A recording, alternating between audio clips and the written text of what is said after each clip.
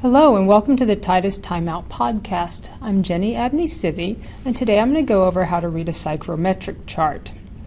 I've discussed sensible and latent loads in the Chilled Beam podcast, and I'm going to come back to these concepts in the future, so I thought it'd be good to go over the psychrometric chart. We're just going to talk about the chart today, and then we'll come back later and talk about some of the different parameters on the chart and why they're important to HVAC concepts.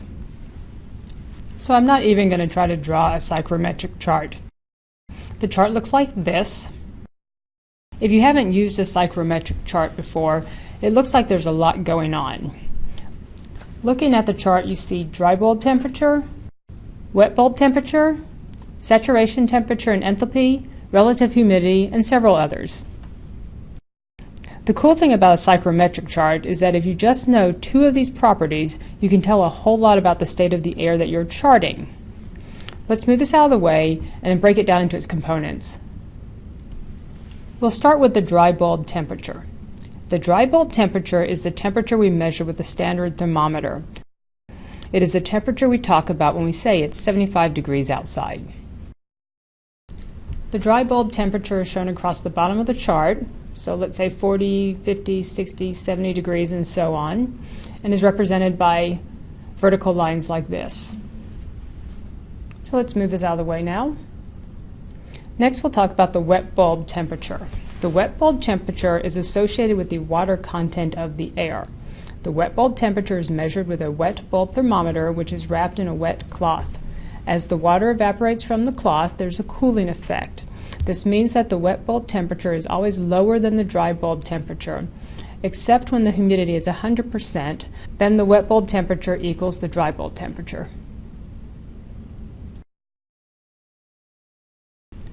On the psychrometric chart, the wet bulb temperatures go diagonally like this. And let's add some temperatures, 90, 80, 70, 60, and so on. Now let's move this out of the way and we'll talk about enthalpy. Enthalpy is the measure of heat energy in the air due to sensible and latent heat. Think of sensible heat as the temperature of the air and latent heat as the moisture in the air. The enthalpy is shown above the saturation temperatures. It's in units of BTU per pound, and it runs diagonally like this. Let's move this out of the way and talk about relative humidity.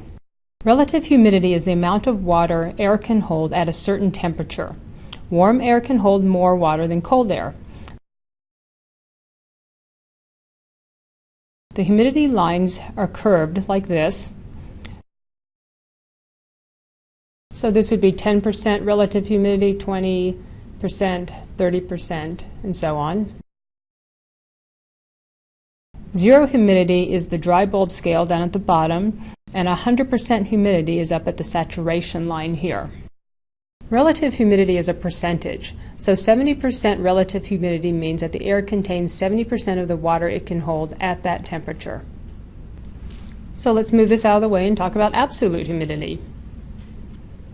Absolute humidity, also known as the humidity ratio, is the vapor content of air in pounds of water vapor per pounds of dry air, or on my chart it'll be shown as grains of water vapor per pounds of dry air, where 7,000 grains is 1 pound.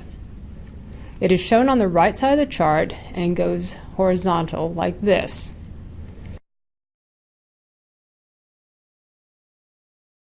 Think of it like this. If it's cold outside, you could have 90% relative humidity, but the actual amount of water in the air, the absolute humidity, is still low compared to if it's 70 degrees outside and 90% relative humidity, or even 50% relative humidity. Let's move this one out of the way and talk about the dew point. The dew point temperature is the temperature at which water will begin to condense out of moist air. It's represented on the 100% humidity line, and it's read horizontally on the psychrometric chart like this. Now let's move this out of the way and get to specific volume. The specific volume of air is the volume that a certain weight of air occupies under specific conditions. Specific volume is shown with diagonal lines like this. The units are cubic feet per pound of dry air, so it's 12.5 cubic feet per pound, 13, 13.5, 14, 14.5, and 15, like that. So let's move this out of the way one more time and talk about vapor pressure. Vapor pressure relates to the number of water vapor molecules per cubic meter, and it's linearly related to absolute humidity. Vapor pressure affects the evaporation rate. When the humidity is high, the vapor pressure is high, and this is why there's very little evaporation in humid climates. It's shown on the right side and goes horizontally like this. It's in inches of mercury, so 0.2, 0.3, 0.4 inches of mercury, and so on. So let's move this out of the way and bring back our psychrometric chart and do an example. Let's say you have a space at sea level that is 70 degrees and 50% relative humidity. Let's find the other properties in that space. So let's put a point on our chart at 70 degrees and 50% humidity. Now going over to the wet bulb temperature scale gives us a wet bulb temperature of about 59 degrees. Drawing a line over to absolute humidity gives us about 56 grains per pound. And if you continue over, you get about 0.38 inches of mercury for the vapor pressure. Drawing a line to the enthalpy scale gives us about 26 BTU per pound. And you can see that the specific volume is about 13.5 cubic feet per pound. Drawing a horizontal line to the saturation temperature gives us the dew point of about 50 degrees.